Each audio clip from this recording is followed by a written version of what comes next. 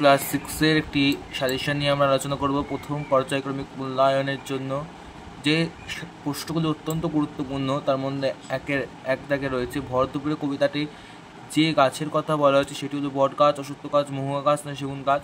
আমরা সবাই জানি এটা হবে অশ্বত্থ গাছের কথা বলা হয়েছে। 1-2 সেই দেশে যাদের প্রভাতে সূর্য ওঠে সেই দেশ হলো, আমরা সকলে যেখানে এখানে হবে মরু অঞ্চল এত কিছু। তারপর শঙ্কর এমু পাখি বস্তু দেখেছিল সবেদা গাছে, এটা উত্তর।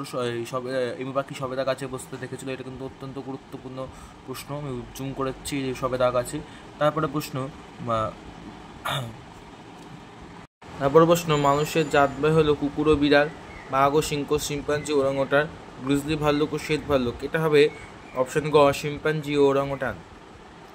এর 5 কুমোর পোকা বাচ্চার খাদ্য, আমরা সকলেই জানি কুমোর পোকার বাসার খাদ্য হচ্ছে অপশন ঘ মাকড়সা।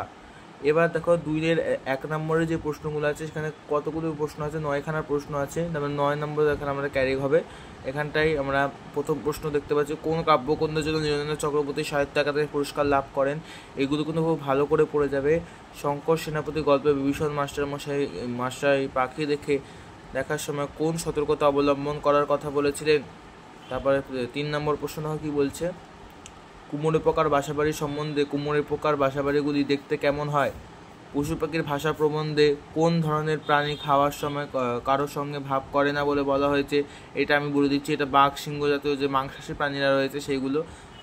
এগুলো যুক্ত করে সন্ধি বিচ্ছেদ করো। উদাহরণস্বরূপ পূরণবাচক শব্দের সংজ্ঞা নির্দেশ করো। গবাক্ষ কি বলছে, গবাক্ষ শব্দটির ব্যুৎপত্তিগত ও প্রচলিত অর্থে পার্থক্য দেখাও। 16-12 নং সংখ্যার পূর্ণবাচক শব্দ লেখো। মনপন্তর শব্দটি সন্ধি বিচ্ছেদ করো। এই কটা আমরা নিচের দিকে একটু গেলে আমরা দেখতে পারবো কি বলেছে। আর এবার কিন্তু এটা হচ্ছে কি 3 নম্বরের প্রশ্ন। 3 নম্বরে কিন্তু এটা অবশ্যই পড়বে দুটো। চমকে উঠলো ছেলেটি চমকে ওঠার কারণ উল্লেখ করো। তোমরা যদি এগুলোর উত্তর পেতে চাও তবে আমাকে বলো, আমি এগুলোর উত্তর শুদ্ধ ভিডিও আপলোড করে দেব। তারপর ডিম পেড়ে আবার নতুন শিকারের সন্ধানে বের হয়, কারা বের হয়, তাদের ডিম পাড়ার পদ্ধতিটি উল্লেখ করো। তারপর আরও এবার কবিতা থেকে যে আসছে দেখো, ও তো পথিকজনের ছাতা, ও বলতে কার কথা বলা হয়েছে।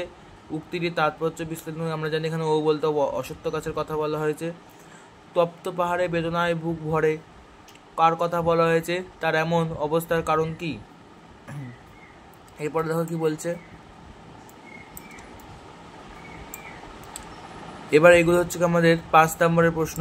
5 নম্বরের যে কোনো দুটো প্রশ্ন আমাদের করতে হবে। ভরদুপুরে কবিতার নামকরণের সার্থকতা নিজের ভাষায় লেখো।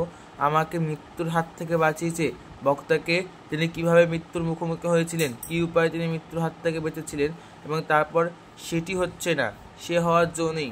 আলোচ্য অংশটি বক্তাকে কি প্রসঙ্গে বক্তার উক্তি করেছে সেটির জো না হওয়ার কারণ বিবৃত করো।